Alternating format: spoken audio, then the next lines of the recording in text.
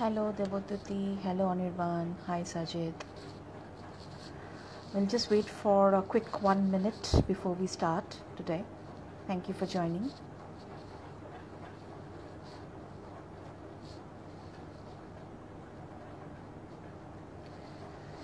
So as you know, today is actually open house, so basically people can ask questions related to mental health and I'll try and address all of them in one session.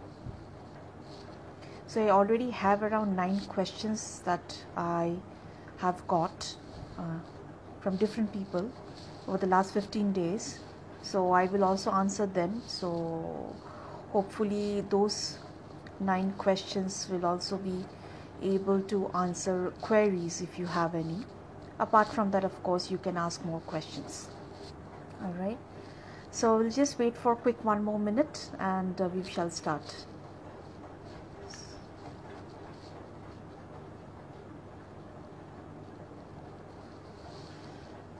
So it's 10:33, I believe, right? Yeah, it's 10:33. We shall start at 10:34 sharp. So you can also keep your questions prepared. As I said that I already have around 9 questions, which I said that I'm going to answer in today's session. Okay.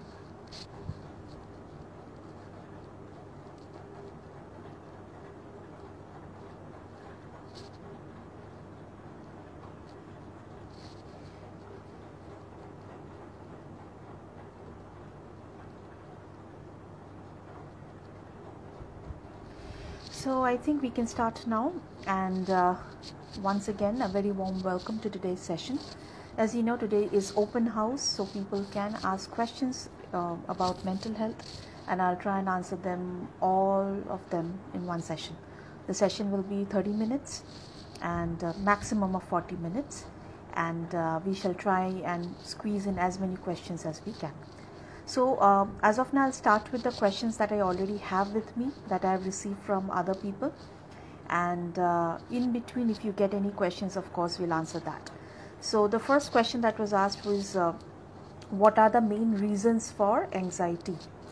So there can be various superficial reasons for your anxiety. It can be your job, it can be your relationship, it can be family issues, it can be financial issues, it can be anything.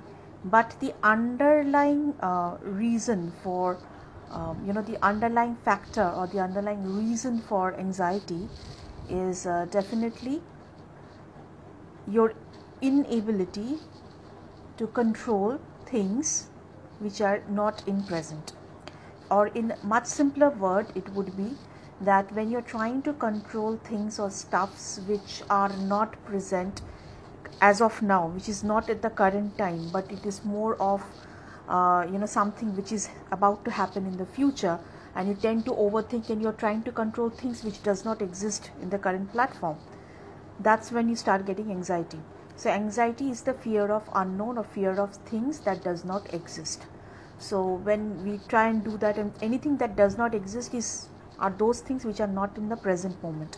They are either in the past or either in the future. Anxiety is mostly associated with things in the future. This was the first question. Second question was, why are people stuck in past? Okay, so that's a little bit of tricky question. Why are people stuck in past? There can be various responses to that. Actually, there can be various other responses to this one, but the primary reason why people are stuck in past is the comfort zone. It might appear as, no, it is not like that, it is there are other stuff, this is other things responsible. I feel there are, my entire happiness is over there. So you can give so many other reasons, but basically people are stuck in past because it's the comfort zone. And when you want to leave the past, or you have taken the lessons of the past and you want to move along with that lesson, that means you have to be open to uncertainty. You have to be open to explore things which you are not aware of. But in the past, we are already aware of everything that has happened. So everything is, there is nothing new, there is no new shock that's going to come. So that's why it becomes a comfortable zone for many of us, and we tend to stay only in the past rather than moving on, because moving on would actually mean to be able to explore, to be able to accept things which you have no control over, or which you have no idea about. So that is one of the reasons why people are stuck in past. Of course, another reason is they have not been able to control the cycle of letting go. So in next month we anyways have a live on moving on. So there is this entire cycle of letting go. So you have to go through 5-6 different emotions to let go of things. If you're stuck in one emotion and you're not able to move beyond that, that is another reason why people are stuck in past. Okay, so I'm just answering the questions that I've already received, but please feel free to ask any question that you might have with respect to mental health. So far I have answered 2 questions. One is the reason for anxiety. The second is why are people stuck in past. The third thing is why people feel they have no control over certain situations. Hi Chandrani.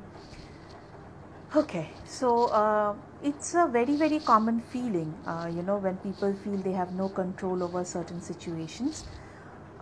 Initially, one of the reasons is you feel overwhelmed when too many things are happening in your life and you feel everything is out of control. But after a certain time, you get a clarity about what is happening in your life and get the control back. This is one kind of person. Another kind of person would be who always feels that things are always out of control and they don't know what to do. This situation in psychology is called learned helplessness. Now, what is learned helplessness? Learned helplessness means that you have taken the passive role in your life instead of being an active member, and that's why you think you have no control over the situation, and you're basically operating from the passenger seat instead of the driver's seat. So the moment you feel you operate in that particular mode, of course you will feel that you don't have any control over the situations in your life. Yes, certain situations are not meant to be controlled also. There are things that we need to understand that which are controllable and which are not controllable. If certain things are not controllable and you're trying to control it, it will only give you more anxiety and frustration and nothing else. But yes, if it is controllable, and if you're able to find out that there are things that you can do, then you have to take certain actions. Just thinking that I will be taking the action will actually create more frustration in that. So now it is important to understand that how will I have that clarity that whether some things are controllable or some things are uncontrollable. Very simple. You have to find out who is going to take the action. If things are controllable, then you are the person who is able to take the action. If things are not controllable, then you are not the person who is able to take the action. And if you are not the person who is going to take the action and you are still thinking on those things, then that is one other reason for your anxiety level. So it is very important to understand that we should not slip into the learned helplessness mode, that we suddenly from being an active person, I become so passive in my life that whatever is happening, let it just happen, I will just go with the flow. Go with the flow is good to a certain extent, but if you always go with the flow, then a lot of things there are a lot of things that will happen in your life which towards after for few months you would feel it should not have happened like this. So you need to understand how much you can do, and if you are able to do something, you should be doing it. If you are not able to do something, don't waste your time thinking about doing it. But if you are able to do something and still not able to do it, that's the time you feel you have no control over certain situations. Understand, in our life we will not have control over everything in our life. That is how it is. It is not only for you, it is for everybody on this planet. But that's how it is supposed to be.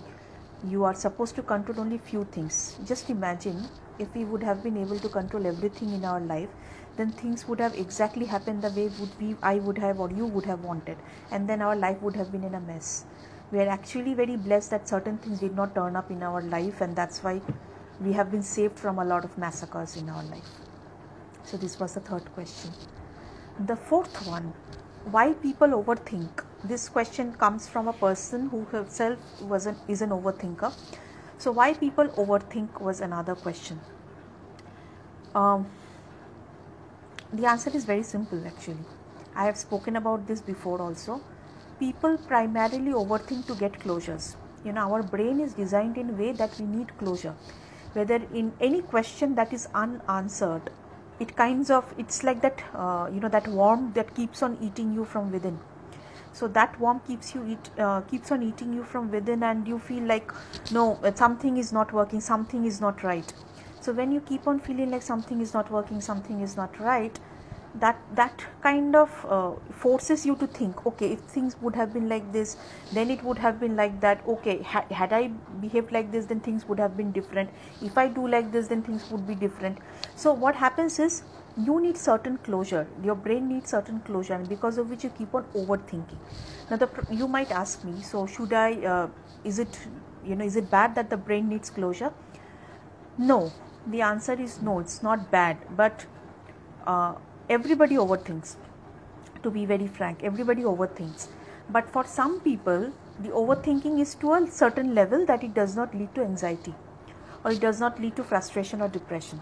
But for some people, the overthinking turns into automatic negative thinking, because they don't find any way, and from automatic negative thinking it turns to anxiety, it turns to all kind of mental health issues that you are not able to get answers. So instead of getting a closure, you are actually inviting more trouble in your life. So yes, why people overthink? To get closures to the answers that they might want. Next question was, what is automatic negative thinking? So you must have seen those switch that you have when you switch on, the light glows. So automatic negative thinking is when your thinking pattern in the brain has become like this, you automatically start thinking negatively. Automatic negative thinking is like, let's say, I'll just give a very brief example. Let's just say that you walk into a restaurant. I mean, this is a real life example. So I had this patient, the patient walked into a restaurant, and she was calling for the waiter to take the order. And this waiter kept on delaying because he was taking order from other tables and there was too much of rush. Now this lady was thinking that he is taking order from everybody but not from me. So which means that this waiter is also avoiding me, and just that means there is something wrong with me, because in my relationship also he avoids me, in my family also people do that, over here also he is doing that. That means something is wrong. So this is this automatic negative thinking. Instead of acknowledging the other factors or other logical thinking that might be there, the person is constantly in the automatic negative thinking mode. Okay. So what are cognitive biases? So again, automatic negative thinking is associated with cognitive bias. Now what is cognitive bias? It is very important to understand cognitive bias, because cognitive bias is one of the major reasons behind anxiety, depression, overthinking. Can childhood trauma be a reason for overthinking? The answer is no. Childhood trauma can be a reason for trauma. Overthinking is a reason for overthinking. But childhood trauma, whatever is the reason for childhood trauma, that can lead to that can lead to cognitive biases, but not overthinking. Overthinking is not specific to any one cause. Overthinking is the general ability of the brain to constantly look for closures about any question on the planet. So it is not about one specific thing. But childhood trauma can definitely be one of the reasons behind cognitive biases. Now what is cognitive bias? So the next question is that. Cognitive bias is there is some problem. It is like the cognition means thought, and bias means, of course, it is not logical, it is lopsided. So cognitive bias is the process by which you are not able to think straight. Your thinking is manipulated by a hell lot of causes. Now the question is, what are these causes? What are these cognitive biases? Like your thought process is restructured in a way that it is no longer logical. You are not being able to think logically. So the question is, what are the different types of cognitive biases. I'll just give you simple examples, then you would understand what happens. Cognitive biases, for example, is magnification. So this much of incident happens and you magnify, like til ka pahar that you have, what you call in Hindi. In Bengali we also call something, we have this muhavra in every language, rai ka pahar, that you do. So magnification is basically making a mountain out of a mole. That is magnification. This much of thing happens, instead of considering everything else, you magnify and blow it out of proportion. That is one thing. Next is minimization. A lot of things a person is doing good, but one thing going wrong, you take the person for a ride. So that is minimization, when you do not take into consideration everything the person is doing, but only consider that one thing that the person is not doing or has not done. Similarly, we have other things like black and white thinking. Black and white thinking is either yes or a no. So there is no gray area. Either you like me or you hate me. So it is not like I just don't have any feelings for you. It's you're just a friend. I don't like you. I don't hate you. It's just an acquaintance. So if you don't like me, that means you hate me. So it's like either or response kind of a thinking. What else? We have something called emotional reasoning. Now what is emotional reasoning? Emotional reasoning is there are so many logical factors around you, but you are only driven by the emotions you are feeling. So it can be both happy, positive, it can be negative as well. So for example, the person is doing all incorrect things in your life, but you have this very, the lovable emotion or affinity towards this person, so you tend to overlook everything and you feel that. That is emotional reasoning. Again, similarly, if the person is doing all, you have this negativity about this person, so no matter whatever the person is doing, you will not look into the logical factors, you will only consider what your current emotion are. So this is emotional reasoning. Similarly, we have mental filters. We have certain filters in our brain, like beliefs, values, ethics. So if somebody is not matching with our filters, that time we tend to think negatively about that person. If somebody does not match with our beliefs, our values, our ethics, our culture, so we tend to have this negative bias about this person. So like this, we have several other, overgeneralization is another cognitive bias. Overgeneralization is like, okay, so I have not been able to answer one question today. It's like a student point of view. I have not been able to answer one question today. That means I am going to fail in the examination.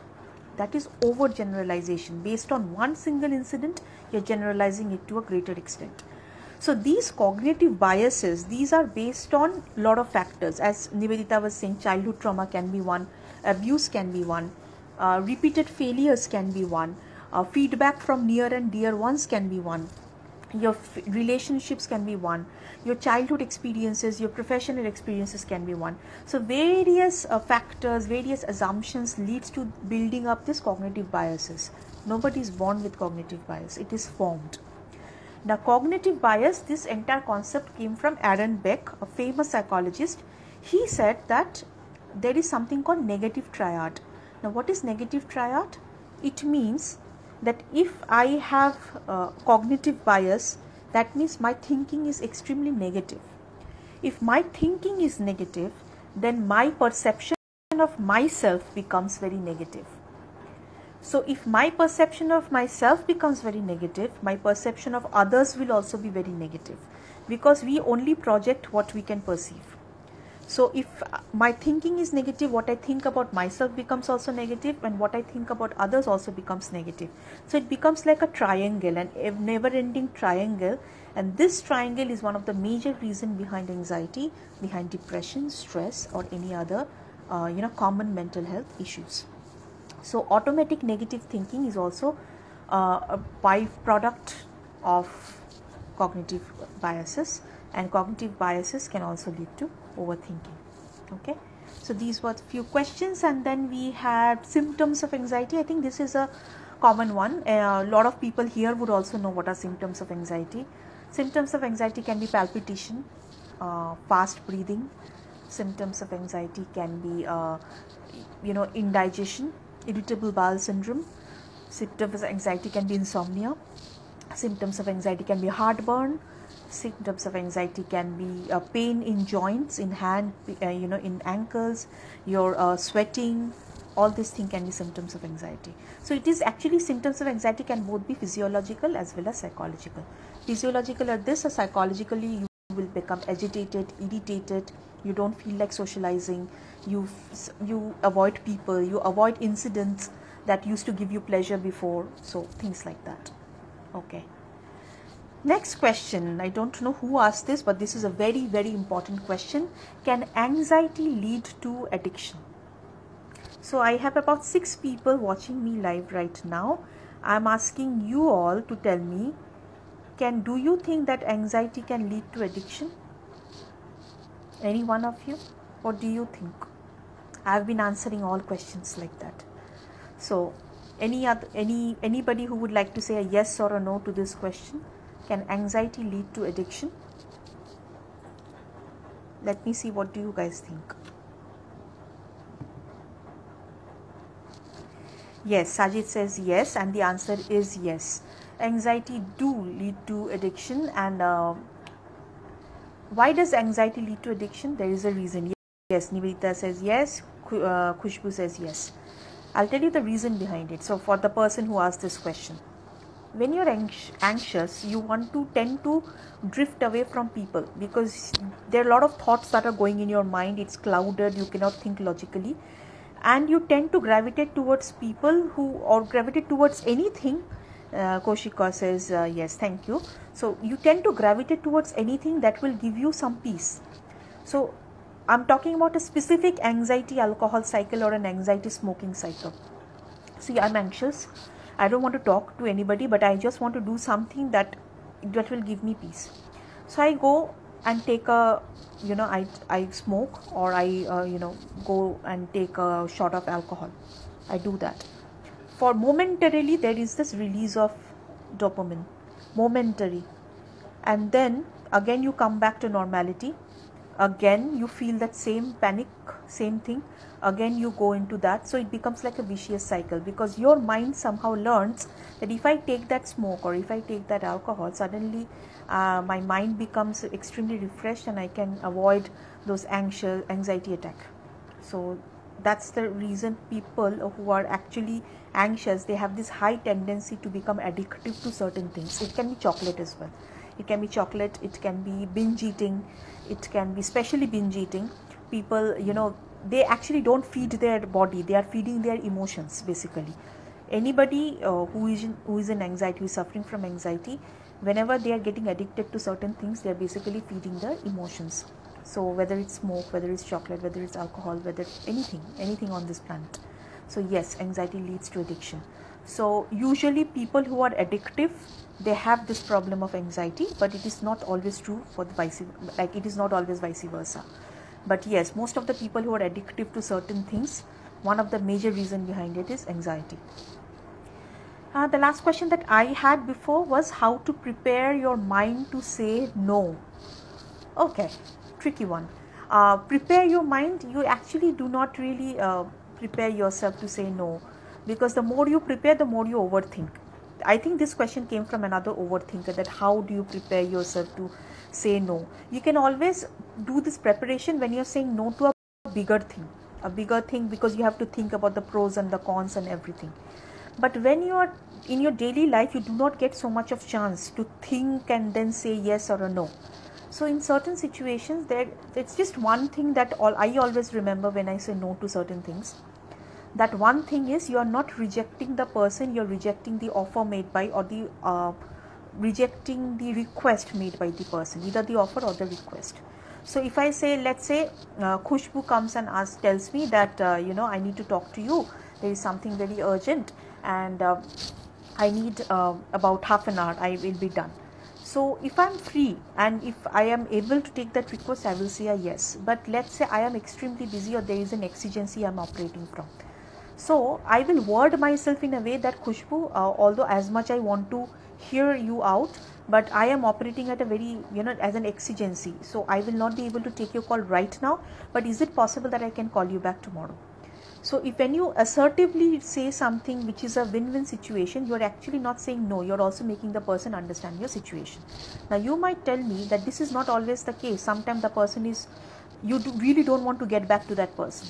Yes, in that case, I will give another example that I have one of my relative who keep on calling me and tells me that why I don't get back to him or her, and why I don't reach out to him or her. So at one point of time I had to say that, you know what, the time that you call me, I'm extremely busy, and by the time I get free, you sleep off, because of the age difference. So unfortunately we are not being able to be in touch with each other, but yes, one day I'm sure we will be able to make time and we'll get in touch with each other. It's not that I don't have time, but it is like I'm respecting my boundaries of not being in touch with that person. So when you say no, you're not rejecting the person, because if that person needs any help, really I will go, but this person is basically calling to waste my time, and I don't want that. Respecting self boundary is very, very, very important. Nobody else will respect that for you. You have to respect your boundaries, and you need to have that boundary from everybody. That boundary will be your private circle when you don't allow anybody else. So these were the 9 questions, I think. 9 questions that I had previously. Apart from that, if you have any other question, we have about 5 more minutes left. If you have any other question left, or if you want to ask any other question, please feel free to ask. This is open house, so you can ask. Oh yes, I have one more question though.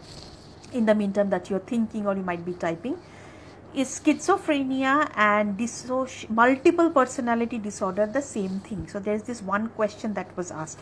Is schizophrenia and multiple personality disorder the same thing? The answer is a big no in bold and caps. Schizophrenia and multiple personality disorder are not the same thing. First of all, there is nothing called multiple personality disorder. The name has been changed to dissociative identity disorder. So, and the name itself tells the meaning of it. Reactive abuse. Yes, I will talk about that. So, first I was just saying that schizophrenia is basically when you lose touch with reality and you start behaving in ways which a normal person would not do. You're extremely irritated, you're extremely agitated, you do not actually consider anybody around you. Suddenly there is bits of outburst of your anger and things like that. You are not in touch with reality. Dissociative identity disorder is different. Dissociative identity disorder is you have lost in touch with yourself. It's not with the reality only. You have lost in touch with yourself. You are not this personality. You are behaving out of your character, out of completely a different personality you are behaving like, and which was initially called multiple personality disorder. So dissociative means you are no longer associated with your identity with which you are born. Suddenly your identity has become different. Coming to Kaushik's question, often mental health leads to reactive abuse. Okay, so first of all, what is reactive abuse? Reactive abuse is when you, for example, reactive abuse is usually done by people who are either narcissist or who really want to enjoy that attention. So what is reactive abuse for people who are not aware? Reactive abuse is when you keep on poking a person constantly till the time the person reacts. And when the person reacts, you use this entire situation against that person. And then suddenly you become the victim. Although you were the actual perpetrator who started this entire thing initially. And then the moment the person reacts, you become the victim and the person becomes the perpetrator. So often mental health issues leads to reactive abuse. Yes, mental health issue, and the biggest issue is ego and narcissism. That leads to reactive abuse. Sometimes schizophrenia leads to reactive abuse. So if it's because of schizophrenia or if it's because of any medical medicine the person is under, because of which the person tends to behave like this, then of course there's nothing much we can do, because the person is ought to behave like this. There are issues going on in the person's brain, but then we have to be just very calm with the person, and because they will not be able to understand, especially the person who is under the influence of any kind of medicines, any kind of addictive substances or schizophrenia, specifically these 3 things. But if the person is not under any of these 3 things but still tend to be tend to use this reactive abuse against you, then it is time to be extremely assertive and speak up, or just be absolutely silent and don't react. There are two things you can do. Either, because the person is actually looking for your reaction, and you can frustrate them with your silence. You can just keep quiet and do nothing. Just walk out, shout, do anything, but don't give any reaction to that person. That is one thing. Meditate, keep your calm. Or second thing is, if you don't react 5 times, 6th time, just be very assertively say, I know what you're doing, but don't try that with me. It's not going to work. I'm not going to react. Okay, so you can try for your life and waste your mental peace, but I'm not going to do that. So that is another way, unless the person is a schizophrenic or under the influence of any kind of medicines or addictive substances. Okay, any other question you might have? We have another 3 minutes left. Any other questions related to mental health? So you have answered about 10 to 11 different questions from different genre. So any other questions you might have?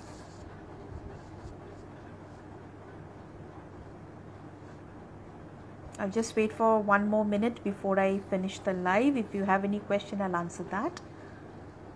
You can ask any question related to mental health. So the questions that we answered today are: what reasons for anxiety, why are people stuck in past, why people feel they have no control over certain situations, why people overthink, what is automatic negative thinking, what are cognitive biases, symptoms of anxiety, can anxiety lead to addiction, how to prepare your mind to say no, is schizophrenia and dissociative identity disorder the same thing, and finally the question that often mental health leads to reactive abuse, how to deal with them. So we looked at what is reactive abuse and how to deal with 2 categories of reactive abuses. Any other questions you might have?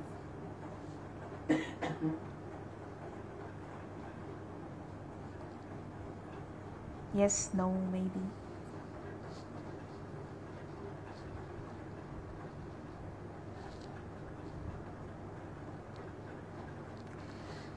Okay, I think we don't have any more questions, so I'm going to finish the live now. So those who have joined late, you can watch the recording once it gets posted.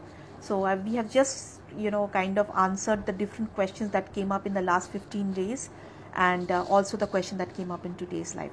So thank you everyone. Thank you for your time. Have a wonderful day.